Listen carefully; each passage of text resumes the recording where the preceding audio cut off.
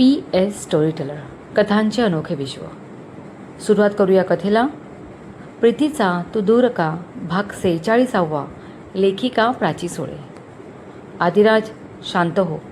आपलं नशीब जोरावर की हा पेपर मला मिळाला. आता बाहेर रिसेप्शनमध्ये माझी व काजलची धडक झाली. त्यात तिच्या फोल्डरमधले सारे पेपर्स बाहेर आले. मी दिले गोळा करून आणि ती तुझ्याकडे आली. पण हा पेपर मला खुर्चीखाली सापडला. ती होती म्हणून आलो नाही. ह्यावरून तुझ्या काय लक्षात आले येते? राकेशने त्याला प्रश्न विचारला.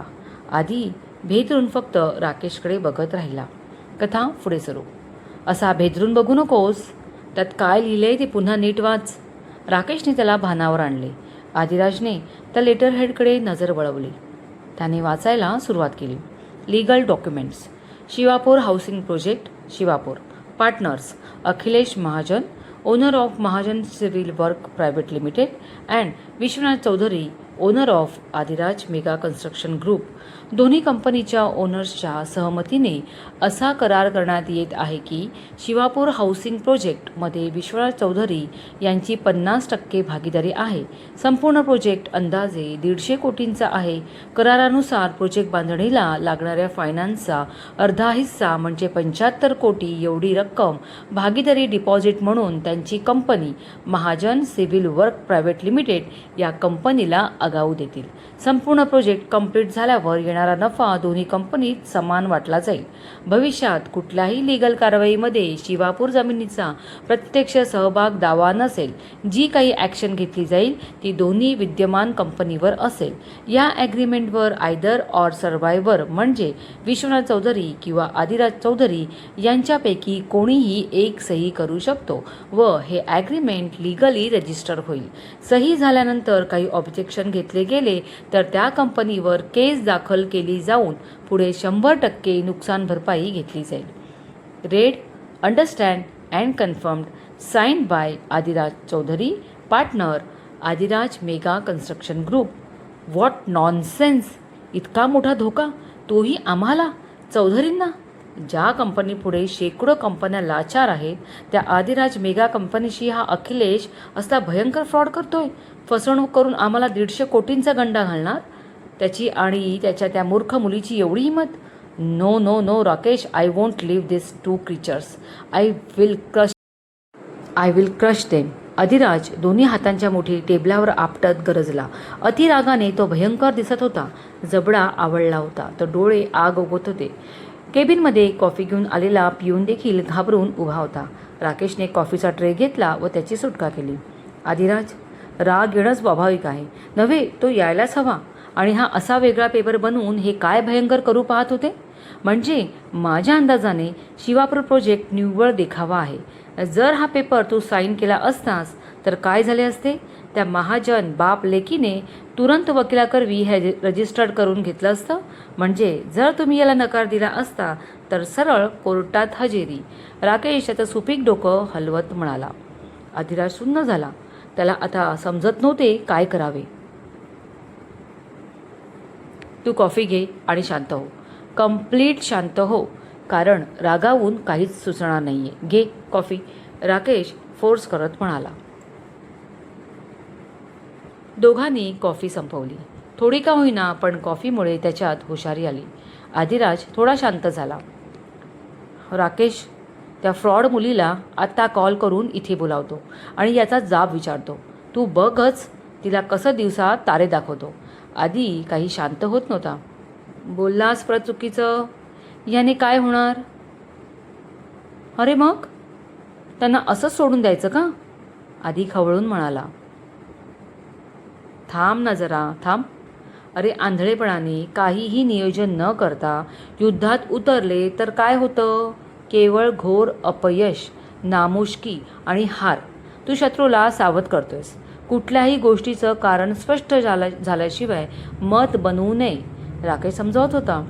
आपल्या महाराजांनी शक्ती तर वापरलीच, पण अफाट युक्ती वापरून एकेका क्रूर कर्म्याला नामोहरम केले. माहिती आहे ना?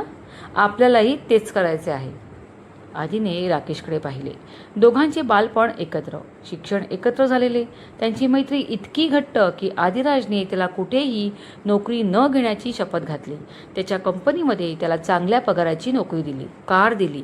एवढंच नाही तर त्याचा पर्सनल सल्लागार म्हणूनही ठेवलं. आणि राकेश या सगळ्याला कायम जागला. त्याने सतत आदिराजला योग्य साथ दिली. आजच्या काळातला तो सुदामा होता. आधीने त्याला घट्ट मिठी मारले. राकेश, केवळ तुझ्यामुळे चौधरी एम्पायर वाचलंय. माझा परम मित्र आहेस तू, जिवलग सखा, वेलविशर, सारं काही. आदिराज भाऊक झाला. राकेशने त्याला मायेने मिठीत घेतले. मी कायम तुझ्यासोबत आहे. चौधरींच्या साम्राज्याला कोणीही हात लावू शकत नाही. विश्वास ठेव.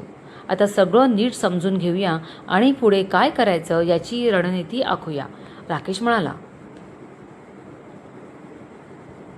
येस. आदिराजला मैथिलीची खूप आठवण येत होती. तिला काल रात्री हर्ट केले याची गिल्ट त्याला खात होते. राकेश बरोबर बोलला. कुठल्याही गोष्टीचं कारण स्पष्ट झाल्याशिवाय मत बनवू नये. आज मैथिलीशी बोलायचं आणि तिची माफीही मागायची. विचार झाल्यावर तो खूप रिलॅक्स झाला.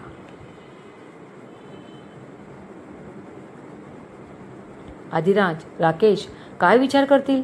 नंदिनीच्या हाती काही पुरावा मिळेल का? मैथिली कोणता तिढा सोडवण्यात यशस्वी होईल? आदिराज मैथिलीतला दुरावा, त्याचं काय? काजल व अखिलेश, गुप्त खजिना, आजो, प्रश्न प्रश्न आणि प्रश्न. राकेश, जे काही आहे ते बोल पटपट आता, वेळ जातोय. आदिराज खूप अधीर झाला होता. आदी, बोलण्यापेक्षा आपण एक एक लिंक जोडूया. कोण करतंय, कोण आहे याच्या पाठी, आपल्याला सगळं चेक करायचं आहे. तू पेपर पेन घे आणि मी सांगतोय तसं लिही. राकेश आदिराजच्या समोर बसत बोलला. ह्यात लिहायचं काय आता? आदी वैतागून म्हणाला. मी सांगतो तसे कर ना. राकेशही वैतागला. बरं बोल. आदीने कागद व पेन घेतला. विश्वनाथ चौधरी.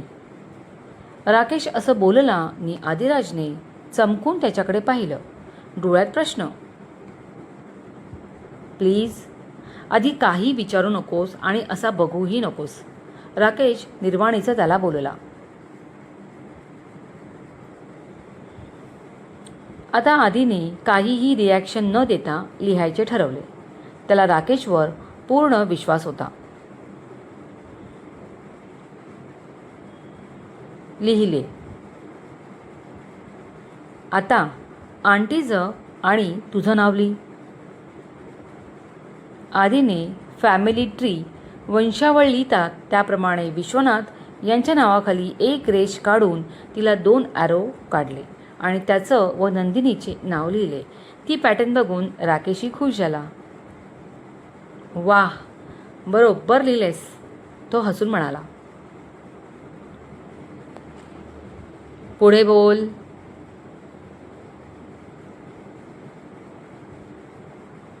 आता तुझ्या फॅमिलीला कनेक्ट झालेल्या मेंबरची नावे लिही. ती 1 बाय 1 लिहिलीस तरी चालेल, काहीही मिस करू नकोस, राकेश म्हणाला. दामोदर पंत म्हणजे आजो, मैथिली आणि राकेश म्हणाला अखिलेश महाजन, काजल आणि पुन्हा राकेश म्हणाला आणि कोणी नाही. आदिराज पटकन बोलला.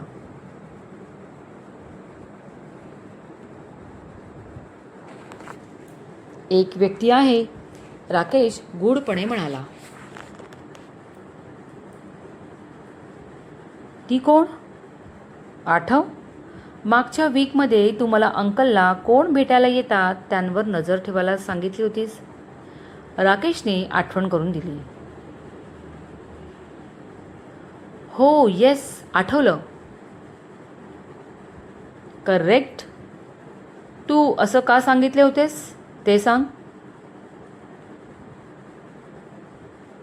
आदीला थोडं हसू आले.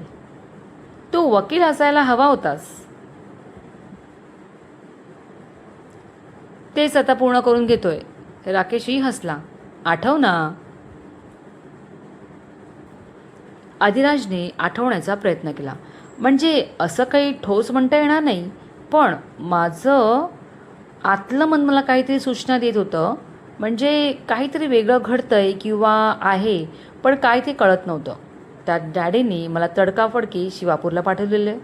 त्याच रात्री मैथिलीचा कॉल आला. खूपच अपसेट होती. शी वॉज क्राईंग अ लॉट. हेच, तुझं अंतर्मन तुला सूचना देत होतं की काहीतरी फिशी आहे आणि तू अचानक मला अंकलना कोण भेटायला येतं हे बघायला सांगितले. इट मीन्स तुझ्या मनात कुठेतरी डॅडी असे अचानक का वागले हा प्रश्न राईज झाला. Am I right? Yes, right. आणि त्यानंतर अंकलना भेटायला आलेला तो स्ट्रेंजर, जो लिटिल अंकलसारखा दिसत होता, मी पाहिल्यावर त्याची झालेली चोरटी हालचाल अँड मला अंकलनी लगेच केबिन बाहेर जायला सांगितले होते. रिमेंबर? राकेश म्हणाला. येस, आठवलं. सो आता अंकलच्या नावापुढे 2 रेड डॉट कर. एक तुझा आणि एक माझा. No more questions. राकेशने पटकन त्याला चूप केले. नवीन लग्न. Auntie is so lovable. Then too Maithili रडत होती. वाय? तिला तुझी आठवण येत होती. May be. आधी बोलला. मानलं, येत असेल आठवण, पण मैथिली लहान मूल नाही आहे जी आई वडील लांब गेलेत म्हणून रडत होती. आंटी होती, ती तुझ्याशी थोडं नाटकी रोमॅन्टिक मूडमध्ये बोललेली असती की तिला तुझी आठवण येते अँड ब्ला ब्ला ब्ला. पुरे कळलं, पुढे बोल, आदिराज म्हणाला. But she was crying. का? वाय? इट मीन्स एकतर ती घाबरलेली असेल किंवा इन्सिक्युअर फील करत असेल. पण क्वेश्चन इज फ्रॉम होम? कोणापासून? आंटी तर नाही. देन राहिले अंकल. हे बघ, हा माझा अंदाज आहे. तो मागावून खोडला जाऊ शकतो, तरी तुर्तास अंकलच्या पुढे अजून एक रेड डॉट टाक. राकेश पुन्हा गंभीर होत म्हणाला. आधीला विचित्र वाटले आणि थोडा रागही आला राकेशचा. हा डॅडींना विलनच करायचं मनात घेतलंय. आदिराज, अगेन नीट विचार कर. मैथिली आणि अंकल एकमेकांना कुठे क्लॅश होत आहेत? आय मीन त्यांची लिंक कुठे जुळते का? घाई करू नकोस. आदिराजला कळतच नव्हते कसं रिॲक्ट व्हावं. म्हणजे इथे तर राकेशने डॅडींची हिस्ट्रीच मांडली आहे, पण केवळ तो रॅशनली विचार करतोय म्हणून हे पॉईंट्स निघत आहेत. नाहीतर मी इमोशनल विचार करून घाईत निर्णय घेऊन नक्कीच घोळ झाला असता. त्याला राकेशचा अभिमान वाटला. आधी विचार करत होता. हे व्हॉट हॅपन? नथिंग. आणि तुझ्या प्रश्नाचं उत्तर ऐक. येस, मैथिली मला भेटण्याआधीच डॅडींनी मला एक काम सांगितले होते. रादर त्यांना मैथिलीची शाळा हवे. तिथे त्यांना पॉश ए क्लास लोकांसाठी रेसिडेन्शियल लॅविश प्रोजेक्ट करायचा आहे. मला त्यासाठी गृहनिर्माण मंत्र्यांशी मीटिंग करायला सांगितली होती. म्हणजे डॅडींनी आधीच त्यांच्याशी बोलणं करून ठेवले होते. Isn't it strange Adiraj? Rakesh एकदम विचित्र आवाजात बोलला. आदिराजने त्याच्याकडे पाहिलं. समोर होता तो त्याचा परम मित्रच, पण या सगळ्या गोष्टीकडे त्याची बघण्याची नजर एकदम वेगळी होती. त्याला जणू दोऱ्याचं तुटलेलं हरवलेलं टोक गवसलं होतं आणि आता त्या टोकाला धरून तो एक एक पायरी वर चढत होता, जिथे सगळ्याचं गुपित ठेवलंय. आदिराज आणि राकेशची नजरानजर झाली. दोघांच्या नजरेत एकच प्रश्न होता. कदाचित त्याचं उत्तरही एकच असावं. डॅडींच्या नावापुढे अजून एक रेड डॉट लागणार, आधीचं मन सांगत होतं. आणि त्याचवेळी तो आतून हादरलाही होता. ही तर फक्त सुरुवात आहे. खूप मैदान धावायचे आहे. परंतु अचानक शत्रूने आक्रमण केले तर? मोठा प्रश्न. मंडळी, काय आहे हे सगळं रहस्य? राकेश काय दाखवू पाहतोय आदिराजला? काय समजावू पाहतोय आदिराजला? प्लीज पुन्हा एकदा हवं असेल तर ऐका. क्रमश कथा कॉपी करण्यास सक्त मनाई आहे. कथा लिखित व आवाज प्राची सोळे. मनपूर्वक धन्यवाद.